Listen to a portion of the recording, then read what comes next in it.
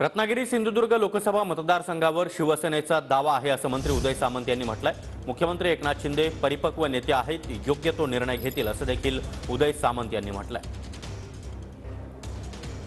शिवसेनेचे नेते आणि राज्याचे उद्योग मंत्री उदय सामंत आपल्या सोबत आहेत। तर लोकसभा निवडणुकीचं बिगुल वाजलेलं आहे। काही दिवसातच लोकसभा निवडणुकीचे वारे वाहतील। खरं तर आता सिंधुदुर्ग आणि रत्नागिरी लोकसभा मतदारसंघ कोण लढवणार हा प्रश्न आहे।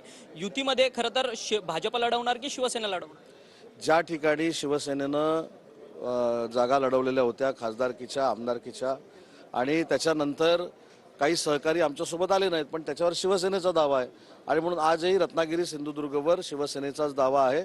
परंतु याच्या उपर सगळे अधिकार हे एकनाथ शिंदे साहेबांना दिलेले आहेत। परंतु राणे साहेब जर लढायला लागले सिंधुदुर्ग आणि रत्नागिरी लोकसभा मतदारसंघातून भाजपकडनं, तर त्यांना तुमचा पाठिंबा असणार का? सर, तरवर मी विश्वास ठेवत नाही। रत्नागिरी सिंधुदुर्गवर शिवसेनेचा दावा आहे। मग ही चर्चा तुम्ही मुख्यमंत्र्यांशी केली आहे का? खरं तर मुख्यमंत्री तुमचे मुख्य नेते आहेत, ते भाजपकडे तसा प्रश्न। मुख्यमंत्र्यांना सगळ्या महाराष्ट्राची भौगोलिक परिस्थिती माहिती आहे। ते परिपक्व राजकारणी आहेत, त्यांना माझ्यासारख्या मंत्र्यांना सांगण्याची आवश्यकता नाही। ते योग्य ते निर्णय घेतील। व्हिडिओ जर्नलिस्ट खंडू कसबेसह अक्षय मंगणे, TV9 मराठी।